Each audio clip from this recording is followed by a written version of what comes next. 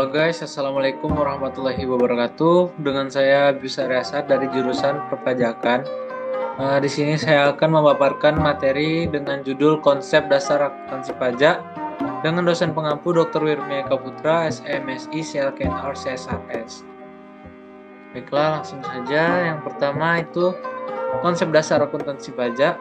Dalam konsep dasar akuntansi pajak, terdapat salah satu bagian yang penting, yaitu pembukuan yang berfungsi untuk menghitung pajak terhutang dan verifikasi, serta pemeriksaan dan investigasi terhadap kebenaran perhitungan jumlah hutang pajak tersebut.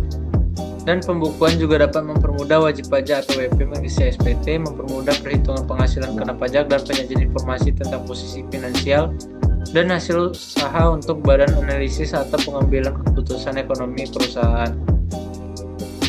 Konsep dasar akuntansi berlaku umum laporan keuangan fiskal dan komersial meliputi accrual basis dan going concern. Accrual basis yaitu pengakuan transaksi pada saat terjadi dilakukan untuk periode tersebut, dan going concern mengasumsikan aktivitas pada perusahaan akan tetap berlangsung terus-menerus. Dan dapat disimpulkan tujuan pelaporan keuangan perpajakan yaitu menyajikan informasi sebagai bahan penghitung penghasilan kena pajak, terutama dalam sistem self-assessment sebagai laporan pertanggungjawaban atas kepercayaan penghitung dan terhitung bagi setiap wajib pajak. Selanjutnya, tujuan kebijakan perpajakan. Di Indonesia terdapat beberapa tujuan aspek kebijakan perpajakan. Berikut adalah beberapa jenis tujuan aspek perpajakan di Indonesia.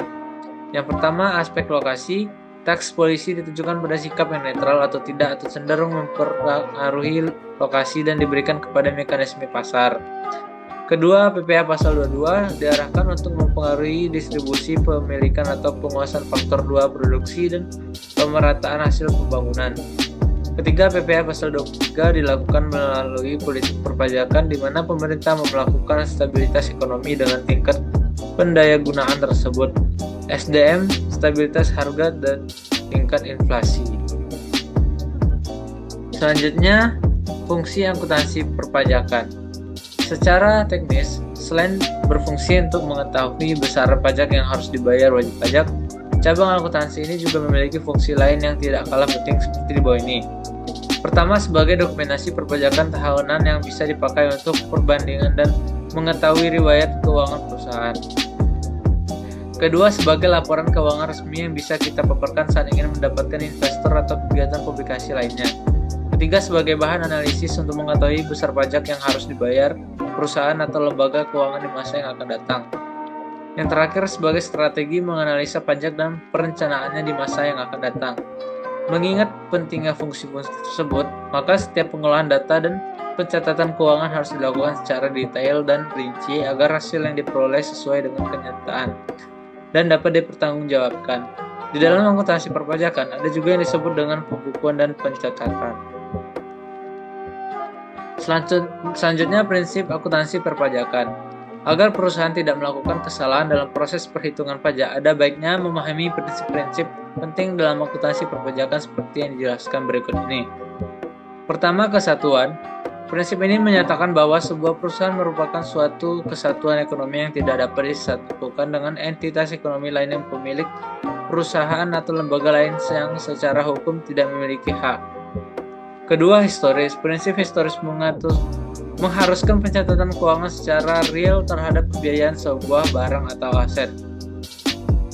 Yang ketiga, pengungkapan penuh. Untuk mendapatkan hasil yang akurat, setiap pencatatan aktivitas keuangan harus disajikan secara informatif dan detail. Bahkan kalau perlu, tambahkan catatan kaki atau lampiran penting sebagai referensi.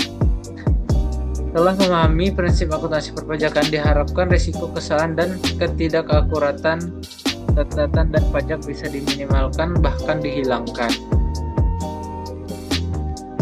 Selanjutnya, hubungan akuntansi pajak dan akuntansi komersial. Meskipun laporan keuangan disusun berdasarkan peraturan standar akuntansi keuangan umum, tetapi pada beberapa bagiannya harus disesuaikan dengan ketentuan perpajakan. Sehingga dalam akuntansi pajak, jika ada suatu ketidaksesuaian antara standar akuntansi yang berlaku umum dengan ketentuan perpajakan, maka perusahaan harus memprioritaskan untuk mematuhi undang-undang perpajakan. Hal ini karena pajak merupakan sebuah kewajiban atau complicated tax Sama dengan akuntansinya, laporan keuangan yang dihasilkan juga berbeda. Bisa saja misalnya sebuah perusahaan melaporkan laba tahun berjalan pada laporan keuangan komersial dan pajaknya berbeda.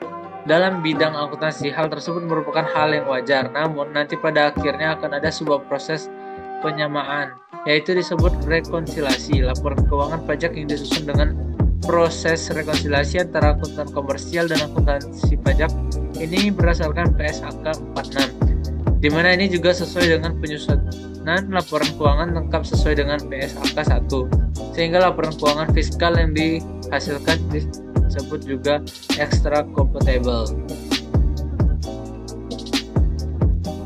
Baiklah, itu materi yang saya paparkan. Saya akhiri. Wassalamualaikum warahmatullahi wabarakatuh.